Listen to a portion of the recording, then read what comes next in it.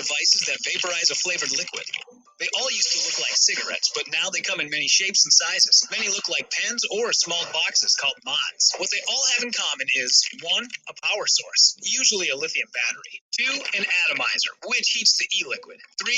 E-liquid or e-juice, which usually contains flavors and nicotine. And 4. A cartridge or tank, which is filled with e-liquid. Heating the e-liquid creates a cloud of vapor that looks like smoke, but without a lot of the lethal components contained in tobacco smoke. Many people assume e-cigarettes are safer than traditional cigarettes because they don't burn anything or create tar in your lungs. But it took almost 7,000 years for humans to realize that tobacco causes lung cancer, throat and mouth cancer, causes heart attacks and strokes, and damages the lungs. E-cigs, meanwhile, have only been around a little over a decade, so there just hasn't been enough time to figure out what effects they'll have on your body. I'm 95% sure that everyone knows what these items are. You may not be familiar with vaping or e-cigarettes, but I'm sure you have a family member or a friend or someone in your life that uses them or has used them in the past.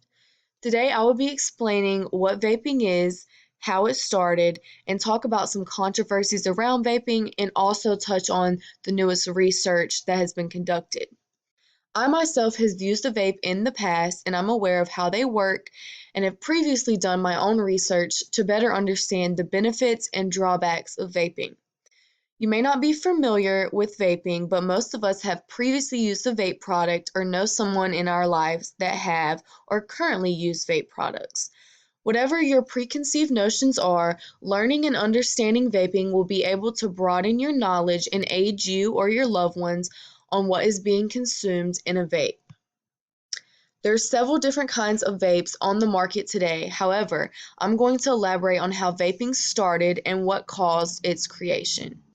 According to LiveScience.com, Herbert Gilbert invented a smokeless non-tobacco cigarette in 1963, but it did not become popular until modern e-cigarettes were patented in China in 2003. Originally, vaping was created as a healthy alternative to cigarette smoking and attracted many smokers to switch over. E-cigarettes, like you see here in this picture, have flavored nicotine that is consumed through a replaceable inhaler cartridge piece, like you heard in the previous video I showed at the beginning. According to the World Health Organization, 7 million people used vapes in 2011, and that number has grown to 41 million in 2018. Euromonitor International says that spending on e-cigarettes is growing rapidly across the world. The type of vapes rises as the market expands. So here you see the top 10 markets for vape products with the USA leading. The authors say that the global market for vaping is worth $20 billion from just $6 billion 5 years ago.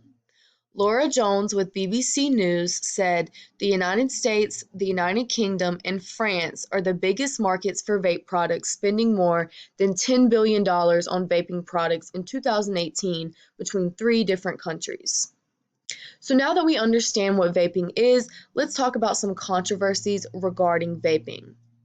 For all the people that support vaping, there are just as many that are against it. Let's talk about those two opposing sides. Nicole Crumley is a substance abuse counselor that said she's been vaping for 7 years after smoking cigarettes for 2 decades.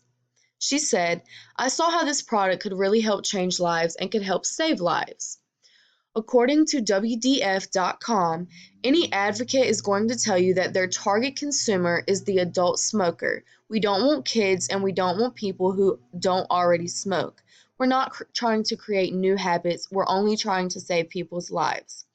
While the main market is adult smokers, many non-smokers have started using vapes, according to a doctor in the Tennessee Valley area. Dr. Kovaris says she had patients over the summer that have had respiratory issues from vaping that had not been previous smokers beforehand. According to this doctor, she said that the number of high school students who vaped increased 78% in 2018. This is not any different than what we saw with the tobacco industry, she said, targeting the younger population as their future smokers, their future customers. A popular vaping company, Juul, has made this statement on their website. Juul was designed with adult smokers in mind. The Juul device is a vaporizer that combines nicotine, benzoic acid, glycol, and flavor, allowing you the freedom from the mess of cigarette ash and odor. That's directly on Juul's website. According to drugfree.org, in late 2018, Juul stopped selling flavored e-cigarette pods to stores and also shut down its social media accounts. Forbes.com said Juul stopped the sale of flavored products because of pressure from the FDA to stop youth vaping rates, hoping that younger people and non-smokers would not be drawn to trying their products. Now that we've talked about the different sides of the vaping phenomenon and actually some sides of actual vape companies, let's talk about the latest research surrounding vaping. Johns Hopkins Medicine released an article on the latest research regarding vaping. HopkinsMedicine.org says that vaping is in fact less harmful than smoking, but it's still not safe. The article goes on to say that, like tobacco smoking, vaping is also bad for your heart and lungs. The article quotes, "Nicotine is highly addictive and causes you to crave its toxic substance. It raises your blood pressure and your adrenaline levels, which in turn affects your heart rate and the likelihood of having a heart attack." Dr. Michael Blah said electronic cigarettes are just as addictive as traditional ones, and many vape users get even more nicotine than they would from a regular tobacco product. Finally, this article talks about how a new generation has become addicted to nicotine. Hopkins Medicine says there has been a 900% increase in high school students that now vape, and 40% of those have never used tobacco prior. Now that you all have learned about vaping and its history, controversies, and facts, let's wrap this up.